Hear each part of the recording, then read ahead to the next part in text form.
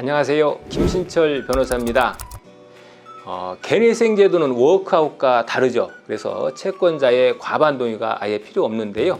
그래서 채권자가 이의 제기를 해도 채권자의 의사와 상관없이 법원이 개시결정이나 인가결정을 내릴 수 있습니다.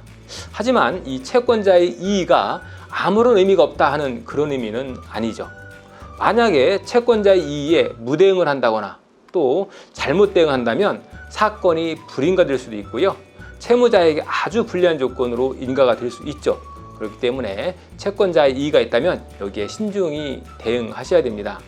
자, 그래서 오늘은 채권자의 이의에 대응하는 방법을 준비해 봤는데요. 채권자가 주로 이해하는 내용이 무엇인지와 여기에 대한 대응 방법 한번 알아보겠습니다. 자, 첫째, 가장 흔한 이유 사유인데요. 바로 채권 금액 정정 요구죠.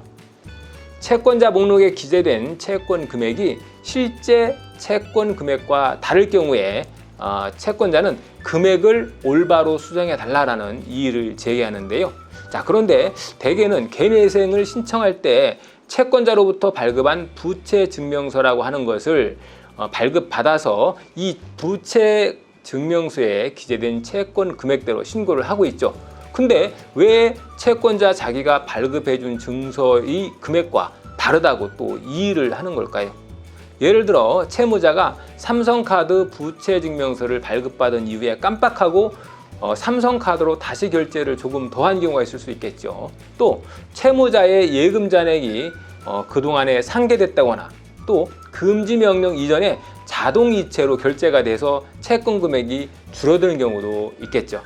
어쨌든 이렇게 단순히 채권의 금액이 다르다고 이의 신청이 들어오는 경우에는 채권자 목록과 변제 계획안을 정정해서 제출하면 되는데요. 다만 채권자 이의가 있었는데 여기에 아무런 대응을 하지 않고 차일피일 미루고 있으면 법원에서 인가를 못 내주겠죠. 그래서 채권자 이의에 대한 조치를 취하라는 보정명령이 발령되게 되는데요. 만약 이 보정명령에도 불응하면 사건이 불인가될 수 있기 때문에 반드시 채권자 목록과 변제 계획안을 신속히 수정해야 되겠습니다. 자, 둘째로 채권이 양도되거나 보증기관으로부터 대의 변제가 실행되는 경우처럼 기존의 채권에 변동이 생긴 경우가 있는데요.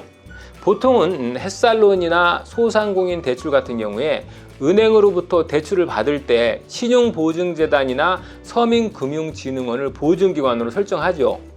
그래서 이 기관들이 나중에 대의 변제를 하고 이의를 제기하는 경우가 많은데요. 자, 근데 이것도 역시 채권자 목록과 변제 계획안을 여기에 맞게 현재 채권 상태에 맞게 변경해 주면 문제가 없겠죠.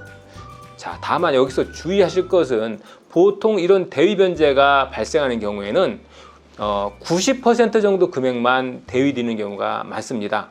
그래서 나머지 반드시 원채권자의 10% 정도 되는 이 잔존 채권은 대의 변제를 한 보증기관의 90% 정도 되는 채권과 분리해서 나눠서 기재해 줘야 된다는 거죠. 자, 예컨대 신한저축은행에서 햇살론을 1,000만 원을 받았는데 갚지 못해서 서민금융진흥원에서 보증했다가 나중에 90%를 대의 변제한 경우라고 한다면 이 10% 채무는 여전히 신한저축은행에 잔존하게 되겠죠.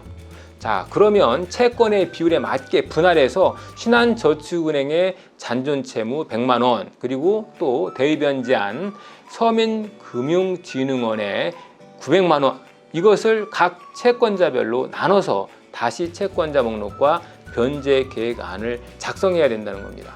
그리고 마지막으로 채권자가 또 이의 신청을 하는 세 번째 경우는 채권자가 아예 사건을 기각시켜 달라고 법원에 요청하면서 이의하는 경우가 있는데요.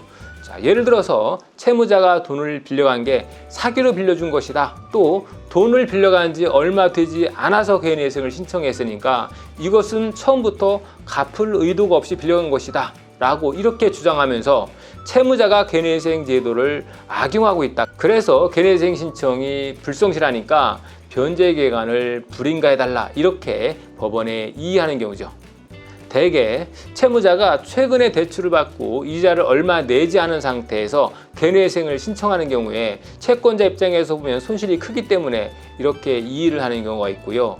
자, 이럴 땐 채무자가 답변서를 잘 작성해서 제출을 해야 되겠죠. 만약에 이걸 제대로 대응하지 못하면 기각까지 되지 않더라도 법원에서는 채무자에게 변제율을 더 높이도록 보정명령을 발령하는 사례도 있어서 잘 대응하셔야 됩니다.